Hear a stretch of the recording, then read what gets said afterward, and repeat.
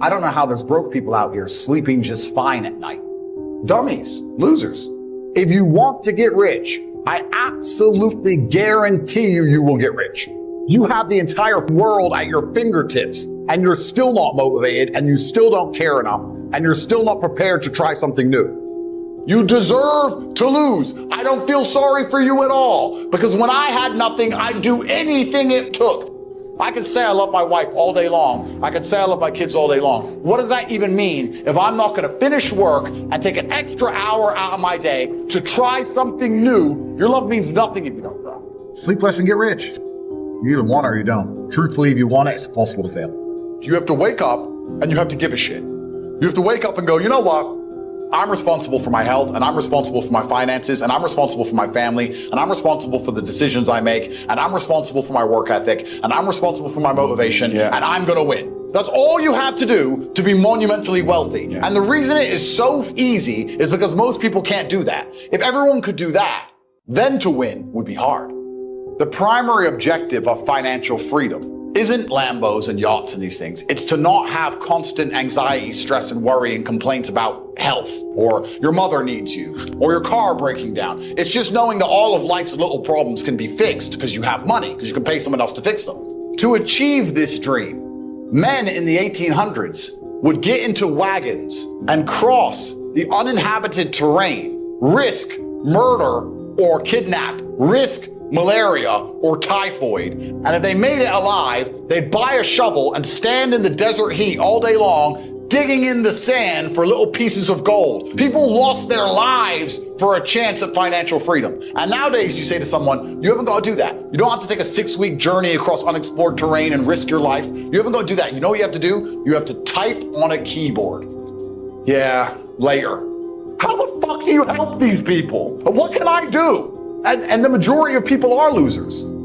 Everyone I grew up with, people I know, I get it all the time. They'll message me, hey man, just unlucky. You are not unlucky. You are a lazy fucking loser. You are not unlucky. The unlucky ones are gone. You're alive and you are a lazy loser. So a loser is anybody who does not have everything they want at the drop of a hat. Because I have absolutely everything I could ever possibly desire. And if I wanted something that I couldn't have, I guarantee you, we can speak again in a few months and I can have it. Because if I want something and I can't have it, I can't sleep. Expand yourself.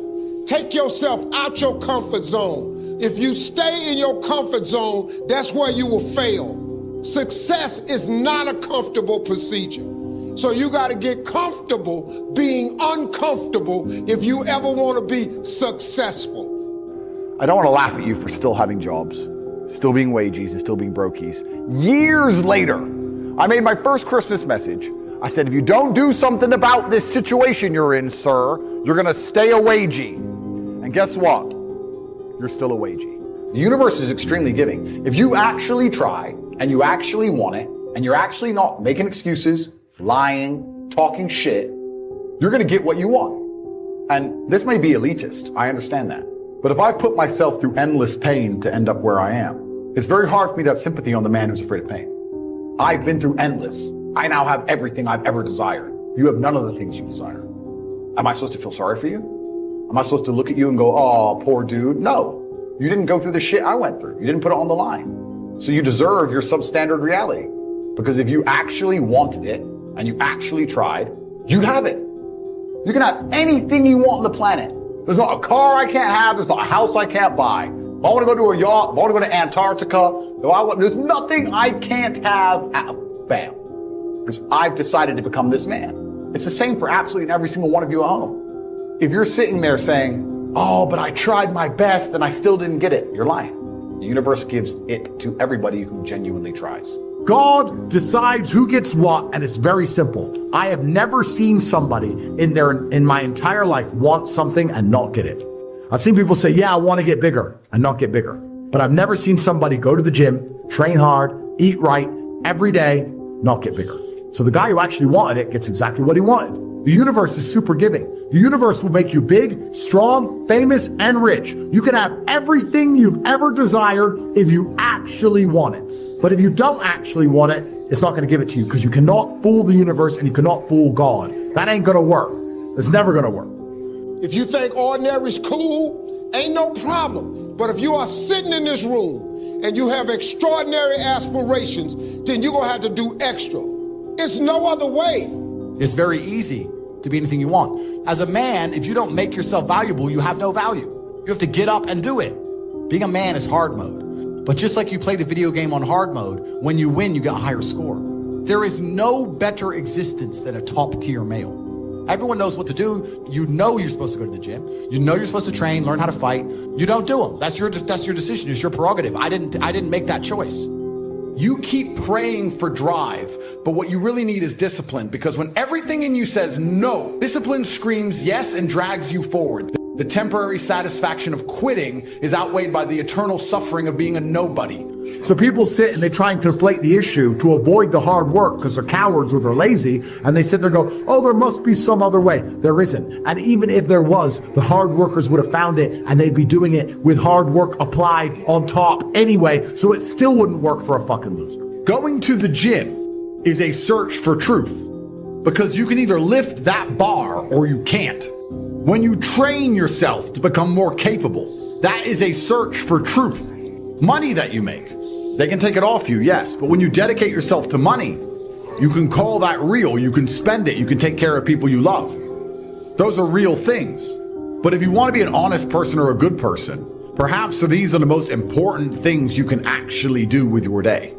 It's train, it's dedicate yourself, work hard, make money, love those you love, because so much of the world is garbage. If you scroll Twitter, every single person is full of shit. Every single person picks and chooses. But if you go to the gym and you lift that weight, you get stronger. Isn't that beautiful? Isn't simplicity beautiful to say, the world is so complicated, but if I go to the gym and I lift this weight, I get stronger? Isn't that enough to give you some peace? For you to wake up and think, I'm going to dedicate myself and I'm going to train and I'm going to get stronger tomorrow because I trained today. And I didn't want to train, but I did it anyway. And now I'm stronger than I was. And that is 100% definitively true. No maybes, no ifs, no buts. It is a fact that I have made a reality myself. I can force this outcome, and forced outcomes are what you're always looking for in life. You should be sitting here saying, okay, if I go out and party tonight, 10 things can happen. I can get in a fight and die. I can get in a fight and win and get a good KO video that makes me famous on the internet, but I catch a criminal case and I go to jail for 6 years. I can meet a beautiful woman and she can break my heart and waste my time. I can get drunk for no reason. I can have a great time, etc. There's a whole bunch of outcomes.